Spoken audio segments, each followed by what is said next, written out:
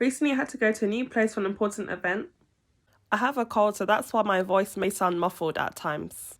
Before I go to any new place, I always check the route using Google Maps, and I select the wheelchair accessible option because I'm not driving yet. If a new train station comes up that I haven't been to before, then I search online to see if it's accessible.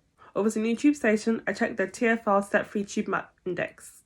On this occasion, part of the route showed me that I'd have to take another tube to Oxford Circus tube station because the Elizabeth line wasn't working that day.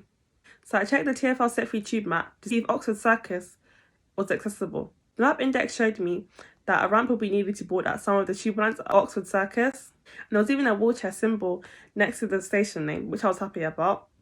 On the day of my journey, I got to the point where I needed to take a tube to Oxford Circus. When I got off the tube at Oxford Circus, I looked around to see if there was a sign that showed where the lift was to exit, because usually the signs are on the wall somewhere. I couldn't see any signs. Then I saw a worker and I asked him if there are any lifts at this station, and he said there are no lifts at this station.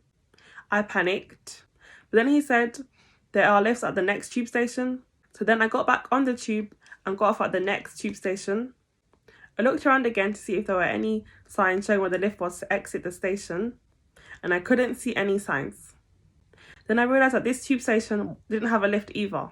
I panicked again. Then I checked the board that shows where the tubes are stopping at, and I read it. I saw that Green Park was one of the stops that the tube was going to. I had been to Green Park before, so I knew that the station had lifts. Then I got back on the tube again, and I got off at Green Park. Thankfully, I was able to get out of the tube station, but this added more delays to my journey. I learned that the TfL step-free tube map isn't always accurate, and the wheelchair accessible option on Google Maps isn't always accurate either. It'll be great if there are more tube stations that are accessible and have lifts.